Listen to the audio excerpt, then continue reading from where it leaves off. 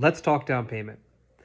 When you think about the down payment, I want to just set some guidelines here.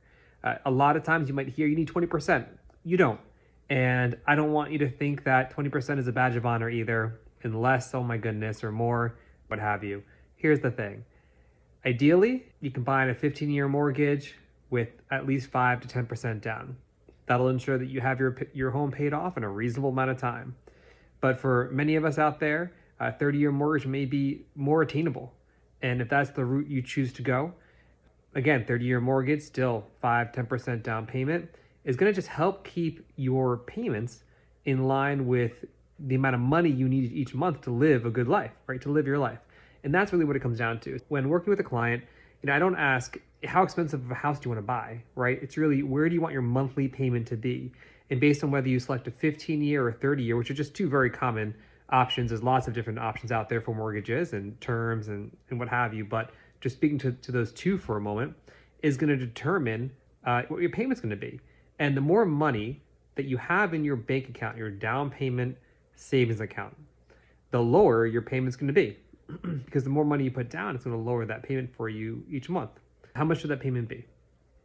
In all reality, again, another kind of good guideline to keep in mind is no more than 25% of your take-home pay. Now, these aren't things that I've invented. I've spent 10 years in this industry. I've heard and seen just a ton of different speakers and resources and podcasts and just other professionals and industry leaders who I've had a chance to learn from. One of the tried and true mentors out there is Dave Ramsey, and he's just got some fantastic resources when it comes to buying a home.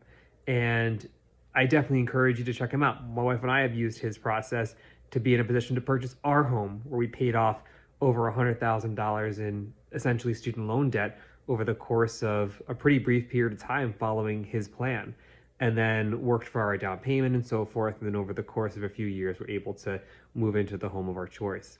But it's because we did the right steps that we needed to do up front. So when the opportunity got here, we were able to take advantage of that.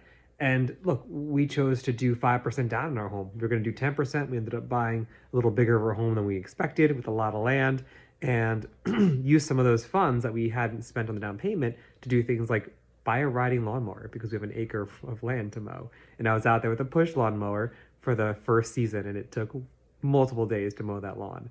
Anyhow, you want to figure these things out, but your down payment is a really important part of the process.